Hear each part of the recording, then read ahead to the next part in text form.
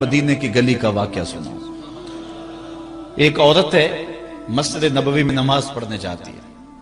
یہ حضرت عمر کے دور خلافت کی کہانی ہے۔ تو ایک نوجوان راستہ روک کے کھڑا ہو جاتا ہے۔ ایک دن اس عورت نے رک کر کے کہا کہ میں کتنے دنوں سے دیکھ رہی ہوں کہ تم میرے راستے میں مزاحم ہوتے ہو، کیا ماجرا ہے؟ اس نے کھل کے بات کی کہ میں تیرا چاہنے والا ہوں اور تجھے حاصل کرنا میری زندگی کی معراج ہے، اور تیرے لیے آسمان سے تارے بھی توڑنے پڑے تو گریز نہیں کروں گا۔ اس نے کہا اچھا، میری ایک شرط ہے۔ اس نے کہا بتاؤ، جلدی بتاؤ، لب کھولو، میں ابھی پوری کر دوں گا۔ کہا نہیں، چھوٹی سی بات ہے، 40 دن تک حضرت عمر کے پیچھے نمازیں پڑھ لو، اس کے بعد 40ویں دن کی آخری نماز کے بعد اسی وقت میں تمہارا انتظار کروں گی، پھر جدھر کہو گے چل پڑیں گے۔ کہا ٹھیک، یہ کون سی مشکل بات ہوئی 40 دن نمازیں پڑھنے سے؟ اگر تو مل جائے تو میرے لیے کون سا یہ مشکل معاملہ ہے۔ 40 دن حضرت عمر کے پیچھے نمازیں چلتی رہی، دل کی دنیا تبدیل ہوتی رہی۔ 40ویں دن کی آخری نماز کے بعد جب وہ نوجوان واپس پلٹنے لگا تو وہ لڑکی حسب وعدہ وہاں کھڑی تھی، لیکن اس نے دیکھا نہیں، یہ نظر جھکا کے گزر رہا ہے۔ اس نے کہا جانے والے توجہ کر، میں تیرے لیے کھڑی ہوں۔ کہا خیر سے کھڑی رہو۔ عمر نے دل کا تعلق رب سے جوڑ دیا۔ اگر میرے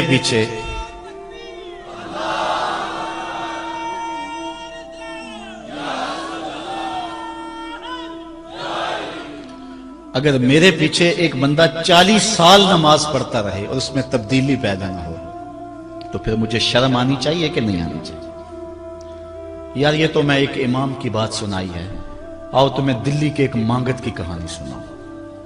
دلی کی جامع مسجد کی سیڑھیوں پہ ایک مانگنے والا بیٹھا ہوا ہے۔ ایک بہت بڑا انگریز افسر مسجد کی وزٹ کے لیے آیا، اس نے ہاتھ پھیلا دیا، اس نے اپنی جیب سے پرس نکال کر کے چند روپے اس کی جیب میں رکھے، دوبارہ جب پرس ڈالنے لگا تو پرس گر گیا۔ اس مانگنے والے نے وہ پرس اٹھا کے سنبھال لیا۔ خیر کچھ وقت گزرا، 1 سال کے بعد دوبارہ وہی افسر اس مسجد کی زیارت کے لیے، مسجد کو دیکھنے کے لیے، سیر کے لیے دوبارہ آیا تو فقیر نے پہچان لیا کہ یہ وہی ہے۔ اس نے کہا بابو جان ذرا 2 لمحوں کے لیے رکنا۔ کہا کیا ماجرا ہے؟ کہا بس 2 لمحوں کے لیے۔ دوڑ کے گیا، اپنی کٹیا سے وہ پرس نکال کے لے آیا اور اس کے ہاتھ میں کہا کہ پچھلے سال آپ آئے تھے، آپ کا یہ پرس گر گیا تھا آپ کی جیب سے، میں ڈھونڈتا رہا لیکن آپ نہیں مل پائے، میں نے سنبھال کے رکھا تھا کہ شاید دوبارہ کبھی ملیں تو میں ان کو دے دوں گا۔ اس کی آنکھیں پھٹی کی پھٹی رہ گئی۔ اس نے کہا جو ٹگا ٹگا مانگ رہا ہے، اتنا قیمتی پرس اور اس میں اتنی رقم، تو آسودہ زندگی گزار سکتا تھا، تو یہ پرس واپس کیوں کر رہا ہے؟ اس نے کہا مانگنے کی بات اور ہے لیکن یہاں ماجرا اور ہے۔ اس نے کہا کیا ماجرا ہے؟ اس نے کہا کہ اگر تیرا پرس میں سنبھال لیتا، رکھ لیتا، کام آ جاتا، 4 دن کی زندگی عیش سے گزر جاتی، لیکن مسئلہ یہ نہیں ہے، مسئلہ یہ ہے تو عیسائی ہے اور میں حضور کا غلام ہوں۔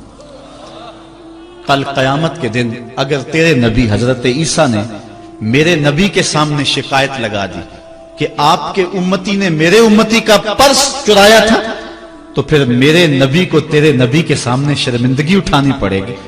تو میں مانگت ضرور ہوں، بے غیرت نہیں ہوں کہ اپنے نبی کو تیرے نبی کے سامنے شرمندہ کروں۔ یہ تو مانگتوں کی کہانی ہے، آج تو بادشاہ لوٹ رہے ہیں، آج تو پیٹ بھاری نہیں رہے ہیں اور ہم کہتے ہیں ٹکڑے ٹکڑے کر دیں گے، یہ زبانی دعوے ہیں، جمع خرچ ہیں۔ ایسا نہیں ہوگا، آؤ اپنے اندر تبدیلی پیدا کریں۔ ہم اپنی ماضی کی تاریخ پڑھتے ہیں تو حیرت زدہ ہو جاتے ہیں، لوگوں میں کتنی اخلاقی بلندی تھی، آج ہمارے اخلاق لٹ گئے، آج ہمارا کردار نہیں رہا۔ ہم مدینے کی گلی میں پھر دوبارہ چلتے ہیں۔ حضرت عمر رضی اللہ تعالیٰ عنہ کا دربار لگا ہے۔ ایک شخص کو پکڑ کر لوگ لے آتے ہیں کہ اس شخص نے ہمارے باپ کو قتل کر دیا۔ حضرت عمر رضی اللہ تعالیٰ عنہ نے پوچھا کیا ماجرا ہے بھائی؟ اس نے کہا جی واقعی میں ان کے باپ کا قاتل ہوں، لیکن میں نے قصداً قتل نہیں کیا۔ ہوا یہ کہ میں ایک مسافر ہوں، جا رہا تھا، راستے کے اندر سبز چراگاہ تھی، میرا اونٹ بھوکا تھا، اس چراگاہ میں داخل ہو گیا۔ اس کے بوڑھے باپ نے پتھر اٹھایا اور میرے اونٹ کو مارا، اس کی آنکھ نکل گئی۔ مجھے بڑا غصہ آیا، میں نے وہی پتھر اٹھا کر اس کے باپ کو دے مارا، لیکن وہ ایسے ٹکانے پہ لگا کہ اس کا باپ فوراً فوت ہو گیا۔ میرا قصد اور ارادہ نہیں تھا، لیکن بہرحال میں اس بات کا اقراری ہوں کہ میں نے اس کے باپ کو قتل کر دیا ہے۔